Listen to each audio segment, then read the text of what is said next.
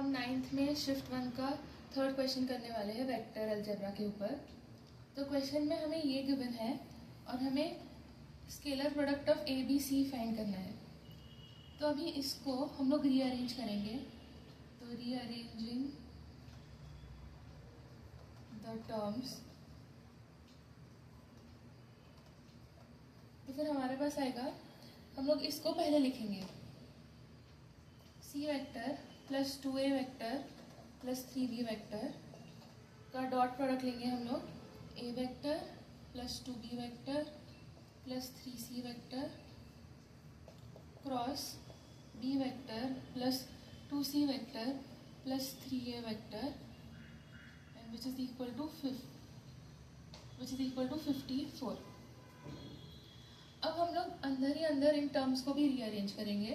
तो फिर हमारे पास आएगा 2a vector plus 3b vector plus c vector dot a vector plus 2b vector plus 3c vector.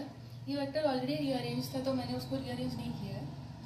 Cross 3a vector plus b vector plus 2c vector equal to 54।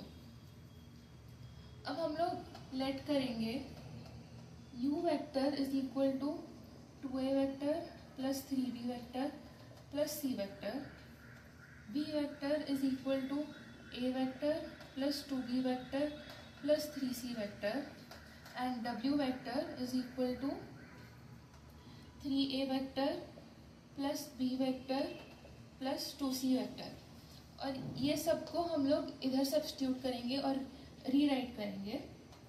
तो substituting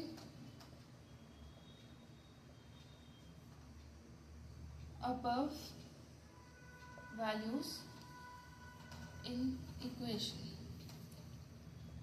तो फिर हमारे पास आएगा, ये है हमारा u वेक्टर, तो फिर u वेक्टर डॉट ये है हमारा v वेक्टर एंड ये है हमारा w vector cross w vector is equal to 54। तो ये अपने आप में है एक और स्केलर प्रोडक्ट। मतलब हम लोग इसको ऐसे लिख सकते हैं, box of u vector v vector and w vector is equal to 54। अब हम लोग बॉक्स को जैसे ओपन करते हैं हम लोग इसको ओपन करके लिखेंगे, क्योंकि हमारे पास u, v और w की ये वैल्यूज ऑलरेडी है। तो इसका मतलब हमारे पास यहाँ पे आएगा, सबसे पहले u वेक्टर आएगा, मतलब यहाँ पे आएगा ये 2a vector 3b vector and c vector. अब उसके बाद हम लोग v वेक्टर को रो में लिखेंगे। तो हमारे पास v वेक्टर है a vector 2b vector and 3c vector. उसके बाद w वेक्टर को हम लोग रो में लिखेंगे। तो यहाँ पे हमारे पास 3a vector b vector and 2c vector और इसकी वैल्यू हमें दी गई है 54।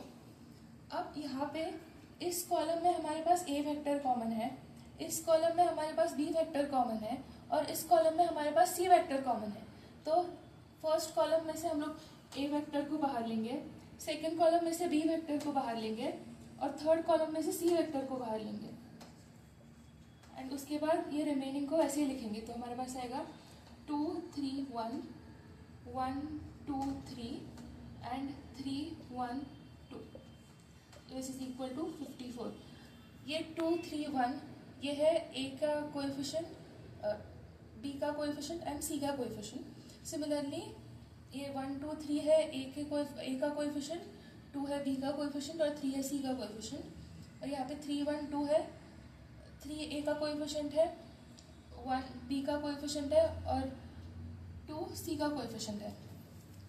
तो अभी हमारे पास सिंप्लीफिकेशन के बाद ये आ गया था। अब हम लोग इसकी वैल्यू फाइंड करेंगे, सेपरेटली फाइंड कर रहे हैं हम लोग इसकी वैल्यू। तो इसकी वैल्यू फाइंड करने के लिए हमको इसका डिटर्मिनेंट फाइंड करना पड़ेगा। तो हमारे पास आएगा डिटर्मिनेंट ऑफ 2 3 1 1 2 3 एंड 3 1 2।